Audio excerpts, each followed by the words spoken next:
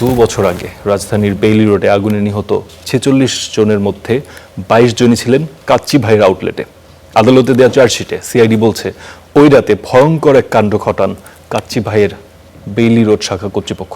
আগুন লাগার পর গ্রাহকরা যাতে বিল বাকি রেখে বাইরে যেতে না পারে, সেজন্য দরজায় তালা মেরে দেন তারা।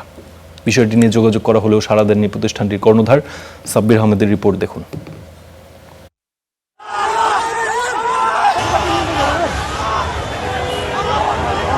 2024 সালের 29 ফেব্রুয়ারি বেইলি রোডের গ্রিন কুজি কটেজের ভবনের লাগা আগুন মুহূর্তেই রূপ নেয় মানুষ খেকো দানবে। ভবনে থাকা বিভিন্ন রেস্তোরাঁয় খেতে গিয়ে প্রাণ হারান 46 জন। এই ভয়াবহতার 2 বছর পর আদালতে চার্জশিট জমা দেয় সিআইডি, যাতে বলা হয়েছে ওই রাতে প্রাণ বাঁচাতে অনেকে ভবনের ছাদে যাওয়ার চেষ্টা করেন, তবে নিয়ম বহির্ভূতভাবে তৈরি রুফটপ রেস্তোরাঁর কারণে সেই পথ ছিল বন্ধ।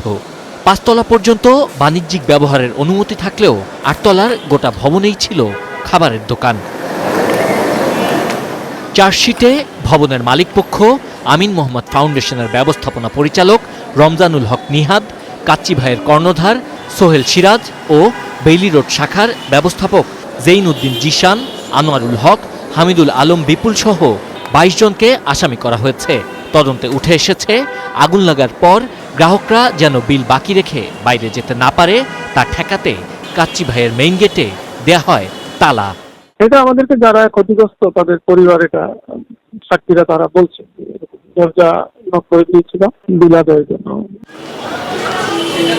ওই রাতে মেইন গেটে তালা দেওয়ার বিষয়ে জামিনে থাকা আসামি ও কাচ্চি ভাইয়ের কর্ণধার সোহেল সিরাজের সঙ্গে মোবাইল ফোন ও SMS এর মাধ্যমে যোগাযোগের চেষ্টা করা হলেও তিনি সাড়া দেননি।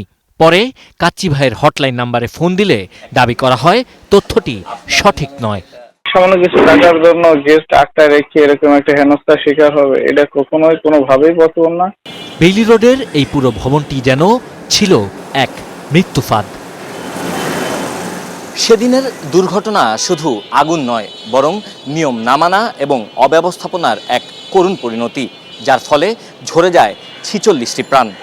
তদন্ত সংস্থা সিআইডি বলছে, চরম অব্যবস্থাপনার কারণেই এত প্রাণহানি।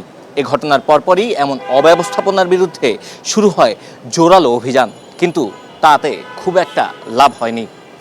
ফায়ার সার্ভিস বলছে, এখনও রাজধানীর বিভিন্ন রেস্টুরেন্ট যে ভবনগুলোতে রয়েছে তা ঝুঁকিপূর্ণ। Sabbir Ahmed, star news, Dhaka.